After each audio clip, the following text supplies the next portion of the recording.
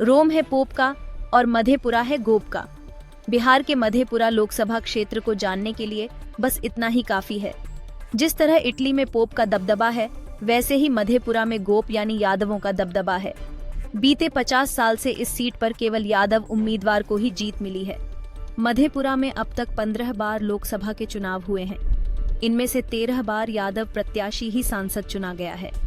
यही कारण है कि मध्य प्रदेश में पैदा हुए शरद यादव यहां से सबसे ज्यादा 4 बार सांसद चुने गए। समाजवादी नेताओं की प्रयोग भूमि रही इस क्षेत्र से लालू प्रसाद यादव भी 2 बार सांसद रह चुके हैं।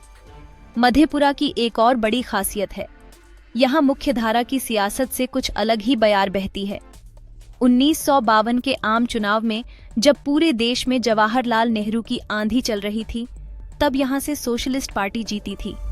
2014 में जब पूरे देश में नरेंद्र मोदी की लहर थी, तब मधेपुरा में आरजेडी उम्मीदवार जीता था।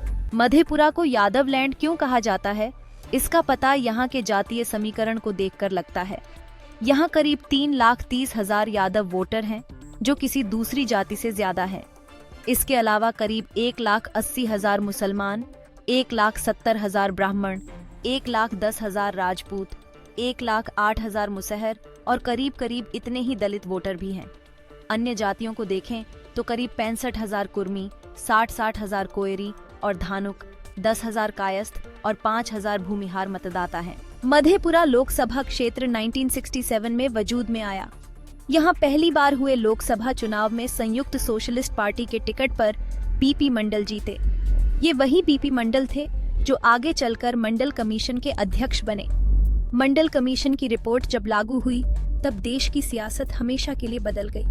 बहरहाल सांसद बनने के कुछ महीने बाद ही पीपी मंडल मुख्यमंत्री बन गए और उन्हें इस्तीफा देना पड़ा। 1980 में पूरे देश में इंदिरा गांधी की आंधी चल रही थी। केंद्र में पहली गैर कांग्रेसी गठबंधन सरकार का प्रयोग असफल होने के बाद इंदिरा गांधी की सत्ता में वापसी तय थी। लेकिन तब मधेपुरा में उनकी पार्टी के उम्मीदवार की हार हो गई थी और कांग्रेसियों का प्रत्याशी जीता था। 1991 से लेकर 2019 तक मधेपुरा शरद यादव की राजनीतिक कर्मभूमि रहा।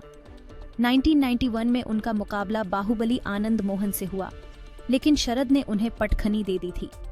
1998 से 2004 तक यह क्षेत्र शरद यादव और लालू प्रसाद यादव के बीच चुनावी जंग का गवाह बना। इस दौरान 4 बार चुनाव हुए, इसमें से 2 बार शरद और 2 बार लालू जीते। 2004 में लालू के मधेपुरा सीट छोड़ने के बाद पप्पू यादव शरद यादव के मुख्य प्रतिद्वंद्वी बने। अगले 5 चुनावों में इन दोनों के बीच भी शहमात का खेल चला। 2004 के उपचुनाव में पप्पू यादव जीते तो 2009 में शरद यादव।